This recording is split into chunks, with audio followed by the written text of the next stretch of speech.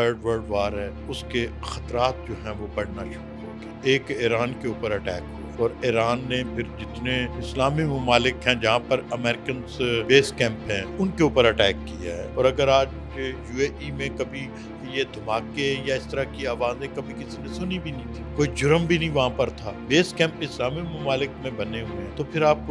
ایران کی کیسے امداد کر سکتے ہیں؟ سر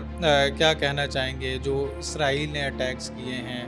ایران پر اور ان کی اعلیٰ قیادت کو بھی شہید کیا ہے، اس کے باوجود حملے جاری ہیں، تو اس پر کیا کہنا چاہیں گے؟ پہلی بات یہ قابل افسوس ہے کیونکہ جب بھی دنیا میں قوانین کی وائلیشن جو ہے، جنگی قوانین بھی ہیں، جس طرح علاقائی آپ کے قوانین ہوتے ہیں، ان کی وائلیشن ہو رہی ہے، اور میں سمجھتا ہوں کہ پوری قیادت جو ہے، جو ٹیکنالوجی کے تحت جو ہے ان کو شہید کیا جا رہا ہے، یہ کوئی مناسب میرے خیال میں طریقہ نہیں ہے۔ اس سے جو تھرڈ ورلڈ وار ہے اس کے خطرات جو ہیں وہ بڑھنا شروع ہو گئے ہیں۔ میں سمجھ دیکھیں نا کہ کوئی بھی جب ایک ایران کے اوپر اٹیک ہوا اور ایران نے پھر جتنے اسلامی ممالک ہیں جہاں پر امریکنز بیس کیمپ ہیں ان کے اوپر اٹیک کیا ہے، اور جب وہ ان کے وزیر خارجہ کہہ رہے ہیں کہ جی ہم یہ اٹیک آپ کے اوپر نہیں کر رہے ہیں، ہم تو ان کے بیسز پر کر رہے ہیں، اور جب بات تو ان کی کسی طریقے سے کسی لاجک کے ساتھ وہ بات کر رہے ہیں کہ ہم آپ کے اوپر نہیں کر رہے، آپ نے بیسز دیے ہیں تو ہم تو ان کے اوپر اٹیک کر رہے ہیں۔ تو میں سمجھتا ہوں کہ یہ خطے کے لیے بہت خطرناک صورتحال ہو رہی ہے، اور پوری دنیا کے لیے خطرناک ہے۔ آج آپ دیکھ لیں پیٹرول کے پرائزز بہت بڑھ گئی ہیں، اسی طرح مہنگائی بہت زیادہ ہوگی، اور اس سے کوئی بھی آپ کہیں نا کہ کوئی بھی ملک جو ہے اس سے متاثر نہیں ہوگا اس جنگ سے، تو میں سمجھتا ہوں یہ غلط ہے۔ اس سے تمام ممالک دنیا کے جو ہیں وہ متاثر ہوں گے۔ سر اس میں جتنے بھی اسلامی ممالک ہیں ان میں سے کوئی اس طرح کا رسپانس نہیں آ رہا ایران کے اوپر جو اٹیکس ہو رہے ہیں، بہت سارے اسلامی ممالک بالکل خاموش ہیں، اس کی کیا وجہ ہو سکتی ہے؟ کیونکہ یہ وہ وقت ہے جب تمام اسلامی ممالک کو ایک طاقت بننا ہوگا، تو کیا پیغام دینا چاہیں گے؟ پہلی بات یہ کہ یہ جو کیونکہ آپ اسلامی ممالک جو ہیں ہر ایک کی اپنی اپنی ترجیحات ہیں۔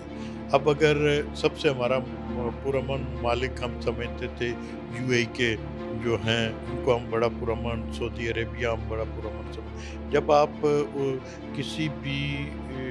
حمایت کرتے ہیں کسی جنگ کا، کسی طریقے سے ڈائریکٹلی یا انڈائریکٹلی آپ کسی کا حصہ بننے کی کوشش کرتے ہیں، تو ظاہر ہے آپ کو اس کے کانسیکوینسز کا سامنا کرنا پڑتا ہے۔ اور اگر آج یو اے ای میں کبھی یہ دھماکے یا اس طرح کی آوازیں کبھی کسی نے سنی بھی نہیں تھی، کوئی جرم بھی نہیں وہاں پر تھا، لا اینڈ آرڈر کی سچویشن بڑی کنٹرول تھی، لیکن آج اگر وہاں پر بیس کیمپ ہونے کی وجہ سے اٹیک ہوئے ہیں، تو میں سمجھتا ہوں کچھ نہ کچھ رول ہوا ہے، تو تبھی تو اس سے اگر جب آپ نے بیس کیمپ اسلامی ممالک میں بنے ہوئے ہیں، تو پھر آپ ایران کی کیسے امداد کر سکتے ہیں، کیسے ان کے لیے آواز اٹھا سکتے ہیں؟ پاکستان نے گورنمنٹ نے، میں دیکھ رہا تھا میڈیا کے اوپر، انہوں نے ان کے ساتھ اظہار افسوس کیا ہے، تو باقی تو پھر اپنے اپنے ممالک کی ترجیحات ہیں۔ سر پاکستان گورنمنٹ کی بات کرتے چلیں، کیا آپ کیا سمجھتے ہیں کہ جیسے ہمارے پی ایم صاحب نے گزشتہ کچھ عرصہ پہلے انہوں نے یہ اعلان کیا تھا کہ صدر ٹرمپ کو نوبل امن انعام دینا چاہیے، تو آپ کیا سمجھتے ہیں کہ کیا ابھی بھی وزیر اعظم شہباز شریف کا یہی موقف ہونا چاہیے؟ میں سمجھتا ہوں کہ یہ تو میاں صاحب کی ایک اپنی خواہش یا ایک اپنا رائے ہے،